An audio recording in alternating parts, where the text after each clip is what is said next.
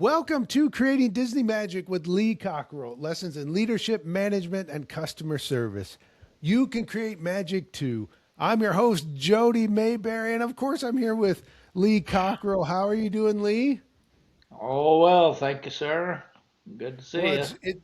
it's great to see you, Lee. And I mentioned not long ago I was in California. I was there for some work stuff, but I don't even think I told you, Lee. I broke a tooth while I was in California. It's Man, the darndest thing. you have a lot of medical issues, you know. Oh, I don't know if that's true. You just hear about them when they happen. But yeah, that was uh, everything's all good now. But my goodness, when you travel, that's the worst for things like that to happen. When How'd you because do it? believe it or not, by biting a grilled cheese. Really? I had made a grilled Good cheese for grief. lunch, and yeah, but my dentist said if you're going to break a tooth, and then swallow the broken piece, the best way to do it is to wrap it in cheese and bread because then it doesn't hurt on the way down. So, I guess, Uh, I guess that worked in my favor. he probably charged you extra for that advice, so that's good. Yeah, he might have. Well, if you want to take a vacation, I don't recommend breaking a tooth while you're on vacation, but I do recommend calling our friends at Magical Vacation Planner. You can reach them at 407-442-2694 and just let them know you want to visit Disneyland, Disney World, whichever direction you're heading. I would just be careful with the grilled cheese while you're there. All right, Lee, I have a listener question since we're talking about theme parks. This is a good one, comes from Richard Whitehouse. And he said they were in Europe at a famous European theme park. And as they were parking, they saw a young lady sprinting through the parking lot. And then later, during the evening, they went out to dinner and were served by the most fabulous waitress they had ever been with. And she was knowledgeable, calm, attentive, graceful, and just stood out among everyone else. They thought she was superb in everything she did. So they let the manager know. And then the manager said, all of our customers rave about her, but she's always late. And the manager didn't know what to do about it. So Richard wants to know what you would do, Lee. You have a superstar server, way better than anyone else on your team, but she's always late. And he realized later that the girl he saw sprinting through the parking lot was the same girl that served them. So this is a problem. She knew she was late. She was sprinting to get there. What do you do in that situation, Lee? Yeah, I think that those are always the hardest to deal with. Something where they can't follow the policy or procedure or be on time or whatever.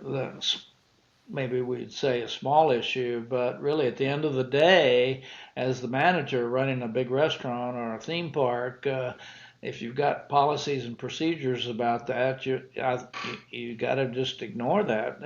She's got to follow the policy. So I probably would sit down with her one and again, and maybe the manager hasn't been clear with her what the consequences are going to be if she continues to do this, because being late every day is a decision.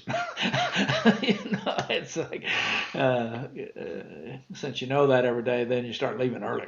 But I would have a conversation and I would tell her how great she is. We get great comments on you. You're really a nice person. You're one of the best. But I'm running a business here where I cannot show favoritism on policy, procedure, operating guidelines, because that's what keeps this business running. That's why we have such a great reputation.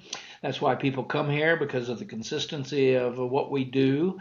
And while you're really great, there's a lot of other good people here. Maybe they're not as good as you, but people feeling great about you, that's a one-off. And I just want you to know, is there anything I can do to help you be on time?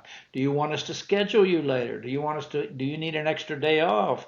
What is it that's causing this, and how can we help you? Because we're happy to help you because we love you and we like you and you're great. You do a great job. And we get repeat customers because of you. But on the other hand, if you can't fix this, I'm not going to have any choice. I can't go down that path of treating you different just because you happen to be great. And so, what do you think about that? And we can talk about it. And I think that clarity sometimes is, do you know where I'm coming from?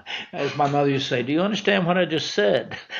That if you continue to come late anymore, and or unless you tell me a reason and how we can help you, if your mother's in the hospital or something like that, of course we'll work with you, and you tell us in advance, and we'll give you extra time, or we'll schedule you later, or give you an extra day off.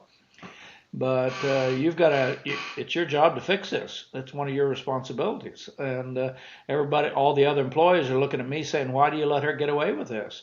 Next thing you know, I'll have another one coming late, and then another one, and then another one. And then I'll get into legal problems because I haven't dealt with any of them. And if I fire somebody else, they'll take me to court and say, well, you never did with her. What's the story here? And then all of a sudden, people are probably going to think we're having an affair because I always treat you so well. I mean, everything goes from bad to worse when you don't deal with the perception of everybody else in the workforce. And I can be sure they're talking about this too. So you just got, that's the hard part of being a leader. Unfortunately, great people don't always perform like they have to. And I've seen that many times. Some of the best people and the nicest people with families and just the sweetest people, and people love them, don't perform and had war terminated because of their performance, not because of their character, not because of the way they feel about being great and trying hard. But if you're going to go to work for a company that has policies, you follow the policy. If you can't do that, you probably need to start your own company so you can open when you want to in the morning. But it's hard. And I know it's hard, and I've got caught myself of not dealing with it and putting it off because the person was so nice. But at the end of the day, that's not a very responsible leader. And you might say, I'm not going to punish my daughter because she's nicer than my son. And you go, what? Yeah, she comes in late, but she's such a nice girl. But when he comes in late, I kick his rear end. So. There's perception, as we said earlier, and there's reality. And as a leader, you got to deal with reality and hope you can turn it around, hope you can convince them, hope you can do something to help her get on track. And if you can't, or you might even tell her reapply when you can get your act together. I'd love to have you back. But so that's about all you can do, I think. I hate those things. What this reminds me of, Lee, years ago, there was someone in the Disney, I won't name names, but there was someone under the Disney umbrella who misbehaved and was suspended. And during that time, I said, Lee, what do you think will happen? And you said, they've got to let him go because look, it doesn't matter how talented he is. It doesn't matter how good he is. Look what it says to everyone else if we bring him back because of how good he is.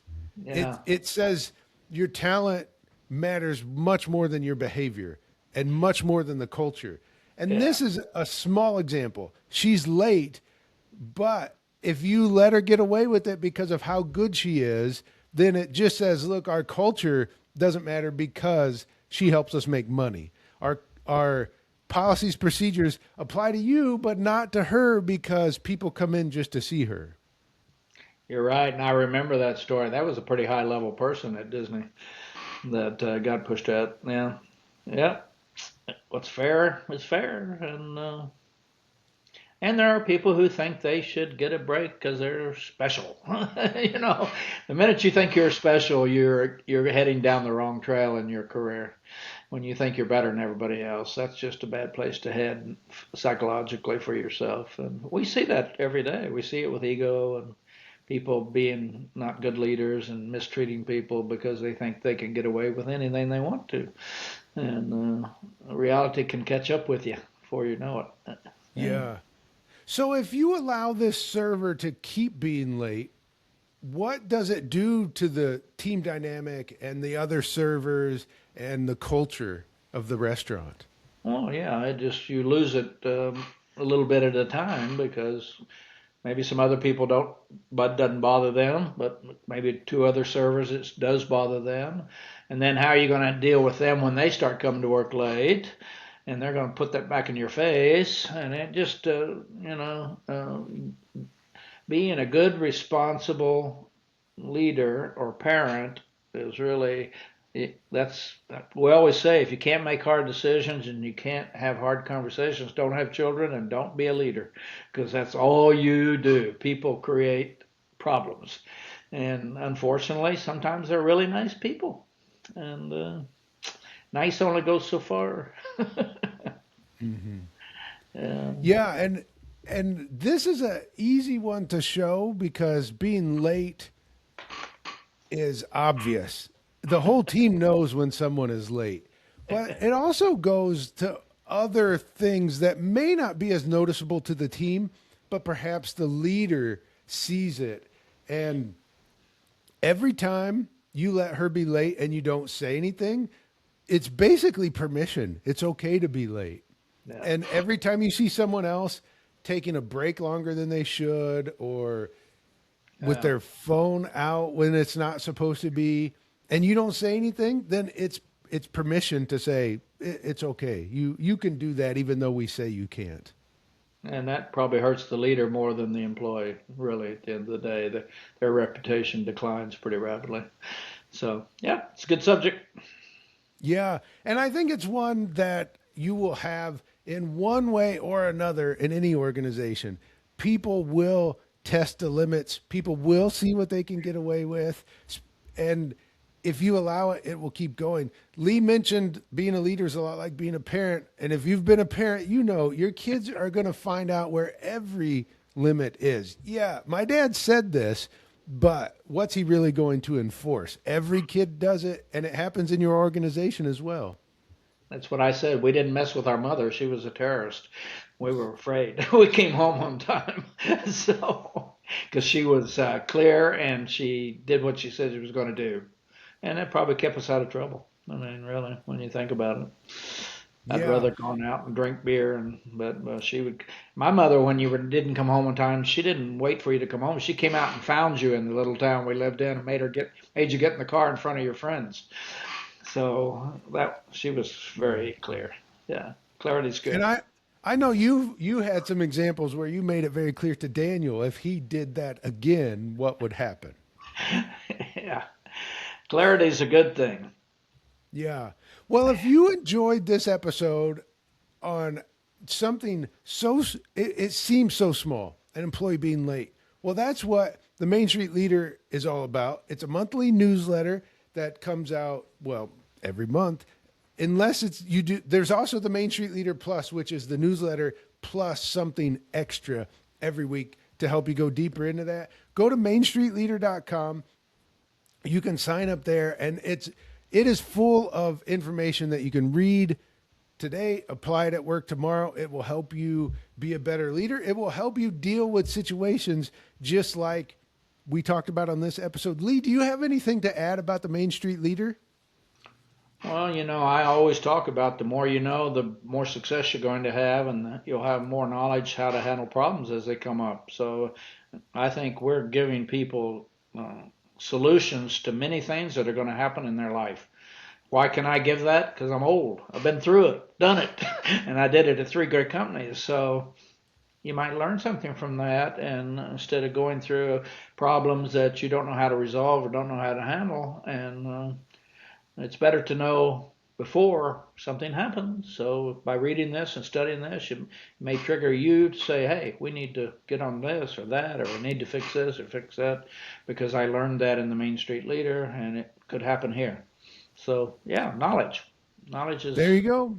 You can find it at mainstreetleader.com. Until next week, go out and create magic for others.